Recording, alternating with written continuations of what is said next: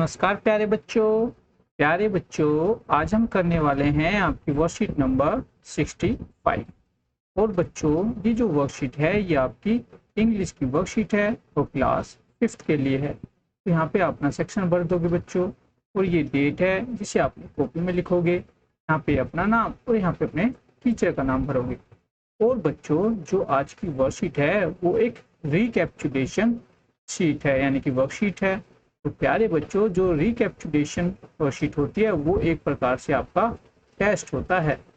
तो प्यारे बच्चों इस वर्कशीट में आपको आंसर नहीं बताए जाएंगे, केवल समझाया जाएगा कि आपको वो किस प्रकार से करना है। और प्यारे बच्चों एक सूचना और है कि यदि आपको ये जो वर्कशीट है इसका पीडीएफ चाहिए तो आपको डिस्क्रिप्शन बॉक्स में इसका पीडीएफ का जो लिंक है वो मिल जाएगा, वहां से आप ये वर्कशीट को डाउनलोड भी कर सकते हो। तो चलिए बच्चों आज की जो वर्कशीट है उसको शुरू करते हैं। Good morning students, I hope you are well. तो प्यारे बच्चों आशा है कि आप सभी अच्छे होंगे and keeping your self safe at home, और अपने घर पर अपने आप को सुरक्षित भी रख रहे होंगे।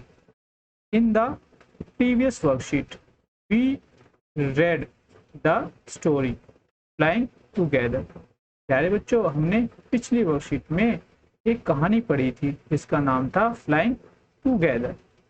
तो बच्चों ये कहानी है जो आपने पढ़ी थी। यदि आपको ये याद नहीं है तो मैं इसको अभी थोड़ी देर में आपको संक्षिप्त रूप में बता भी दूंगा, ठीक है, कि इसमें क्या क्या हुआ था। तो यहाँ पे बच्चों बोला है let us do a few more activities to revisit the story once again. तो चलिए बच्चों कुछ एक्टिविटी करते हैं जो हमारा चैप्टर है इससे संबंधित, जिससे कि हम इसको दोबारा से दोहरा पाए। तो पहले बच्चों जो हमारी स्टोरी है फ्लाइंग टूगेदर, इसको मैं एक बार आपको बता देता हूँ इसमें क्या हुआ था। तो बच्चों ये एक कहानी है हंसों के झुंडों की। तो जो कि बच्चों एक गहरे जंगल में एक पेड़ के ऊपर रहते थे। तो एक बार क्या हुआ बच्चों, जो पेड़ था उसके आसपास बच्चों एक बेल, क्या बच्चों बेल को इंग्लिश बोलते हैं क्रीपर, वो क्या हुई उसके आसपास जो है उग आई। तो उन हंसों के झुंड में बच्चों एक बुद्धिमान बूढ़ा हंस भी था। वो सभी हंसों से कहता है कि जो ये बेल उग आई है इसको नष्ट कर दो, नहीं तो कल को ये मजबूत हो जाएगी और इसके ऊपर चढ़कर कोई भी शिकारी हमारे घोंसले तक पहुंच जाएगा। पर सभी हंसों ने उसकी बात नहीं मानी और दिन बीतते गए और जो वो बेल थी वो बड़ी हो गई और मजबूत हो गई। फिर उन्होंने उसको नष्ट करना चाहा पर वो नहीं कर पाए। तो एक दिन बच्चों जब वो सभी खाना खाने के लिए खाने की तलाश में जंगल में चले गए तो पीछे से एक शिकारी आया। कौन आया बच्चों? एक शिकारी आया और बेल के सहारे वो इस पेड़ पर चढ़ गया। तो बेल पे चढ़ गया तो बच्चों वहां पे उसने देखा कि यहाँ पे तो हंसों का झुंड रहता है। तो उसने वहां पे क्या बिछा दिया बच्चों? नेट यानी कि जाल बिछा दिया और वहां से उतर के चला गया। फिर बच्चों जब हंस का जो झुंड था वो वापसी आया तो वो जब यहाँ पे आए तो इस जाल में फंस गए। तो सभी चिल्लाने लगे हम तो फंस गए, हम तो मारे जाएंगे। तो उस पर बच्चों जो बुद्धिमान हंस था वो बोला कि मैंने तो तुम्हें पहले ही कहा था जो ये बेल है उसको नष्ट कर दो, पर तुम नहीं माने, तो अब तुम्हें इसको भुगतना होगा। तो फिर सभी हंस बोले हमें माफ कर दो, अब हम क्या करें ये बताओ। तो इस पर हंस ने क्या कहा, बूढ़े हंस ने क्या कहा, उसने कहा कि एक आइडिया है, जब जो शिकारी जो है सुबह दोबारा आएगा तो तुम्हें ऐसा नाटक करना है कि तुम सभी मरे पड़े हो। तो वो एक एक करके हम सबको नीचे फेंक देगा और जब हम सभी नीचे फेंक दिए जाएंगे तो हम एकदम से सारे उड़ जाएंगे। तो अगले दिन जब शिकारी आया तो उसने देखा अरे ये तो सारे हंस जो है मरे पड़े हुए हैं। तो उसने एक एक करके सभी को नीचे फेंक दिया। जब सभी हंसों को नीचे फेंक दिया गया तो हंस सभी एकदम से उड़ के भाग गए। इस प्रकार उन्होंने अपनी जान बचाई शिकारी से, और जो शिकारी था वो देखता ही रह गया। तो ये थी कहानी बच्चों फ्लाइंग टुगेदर। तो इसे आप अपनी किताब से भी पढ़ सकते हैं। तो इससे संबंधित बच्चों देखो कुछ क्वेश्चन पूछे गए हैं। पहला है टिक द करेक्ट आंसर, आपको सही आंसर पर टिक लगाना है। पहला है बच्चों where did the flock of geese leave. Flock मतलब होता है बच्चों झुंड, यानी कि हंसों का झुंड कहाँ पे रहता था? इन ए पोंड। पोंड मतलब होता है तालाब में। क्या वो तालाब में रहता था? दूसरा बच्चों, इनसाइड ए केव। केव मतलब होता है गुफा। क्या वो किसी गुफा के अंदर रहता था? या फिर बच्चों ऑन ए ट्री, या फिर किसी पेड़ के ऊपर रहता था? तो इसमें से आप सही आंसर को पता लगा लोगे और उस पर टिक कर दोगे, तो आपका ये क्वेश्चन बच्चों हो जाएगा। नेक्स्ट क्वेश्चन है बच्चों, destroy the creeper while it is still young, who said that, sorry who said this. तो बच्चों ये किसने कहा था कि अभी जो बेल है वो छोटी है, इसको अभी नष्ट कर दो? तो ये बात किसने कही थी, किसने सलाह दी थी?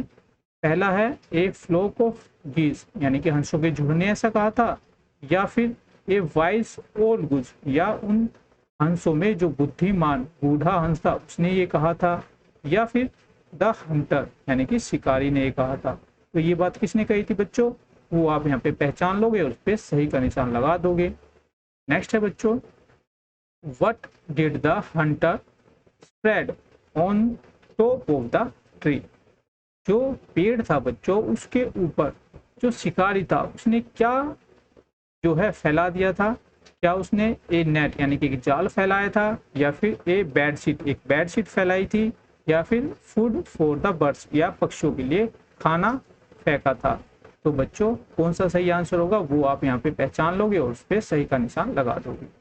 नेक्स्ट है बच्चों, what did the Hunter do when he came back the next morning. जब अगली सुबह जो हंटर था यानी कि शिकारी था वो वापस आया तो उसने क्या किया? पहला है बच्चों, put them in the cage. क्या उसने उन सबको पिंजरे में बंद किया?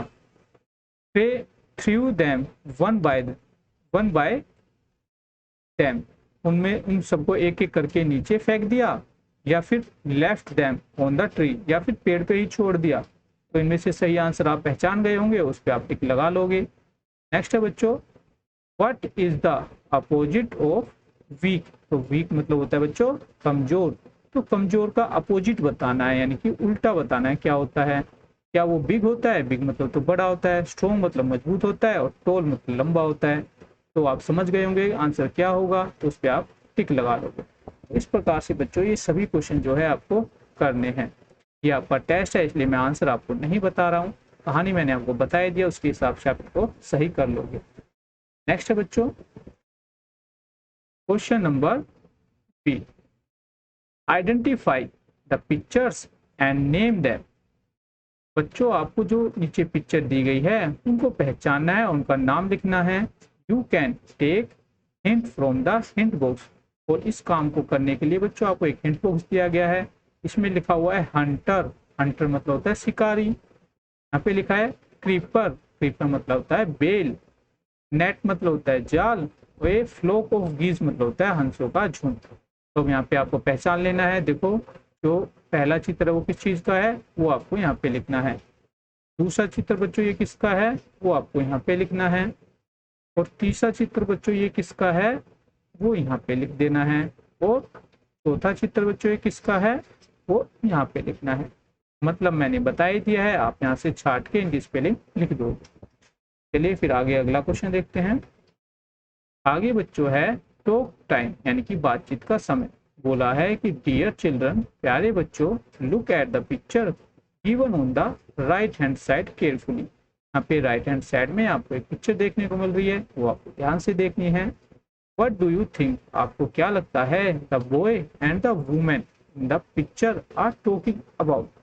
इसमें बच्चों ये औरत और ये लड़का वो आपस में क्या बातें कर रहे होंगे, ये आपको लिख के बताना है, इमेजिन करना है, सोचना है एंड क्रिएट देयर डायलॉग्स। और ये बातचीत जो है उनकी लिखनी है।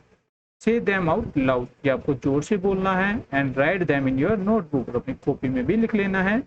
You may take the help of your elders too, और इस काम को करने के लिए आप अपने घर में जो बड़े हैं उनकी मदद ले सकते हैं। क्योंकि बच्चों ये टेस्ट है तो ये जो डायलॉग्स है आज मैं आपको नहीं बता रहा हूँ, ये आपको खुद से सोच के लिखने। आप कोई भी डायलॉग यहाँ पे लिख सकते हो, ठीक है। तो नेक्स्ट है बच्चों, ये आपके टीचर के लिए और ये आपके अभिभावकों के लिए सुझाव है कि अपने बच्चों को उनके दादा दादी नाना नानी के साथ बात करने और उनके साथ क्वालिटी टाइम बिताने के लिए प्रोत्साहित कीजिए। ठीक है बच्चों, तो ये थी आज की आपकी रिकैप्चुलेशन वर्कशीट, जो कि आपका एक टेस्ट है बच्चों। इसका जो नंबर है वो आपके टीचर आपको देंगे। तो प्यारे बच्चों, आपको ये बिना किसी चीटिंग के काम करना है और व्हाट्सएप पर सेंड कर देना है। तो चलिए बच्चों, मिलते हैं आपको फिर नेक्स्ट वीडियो में, फिर कुछ नया सीखेंगे। तब तक के लिए जय हिंद, जय भारत, धन्यवाद।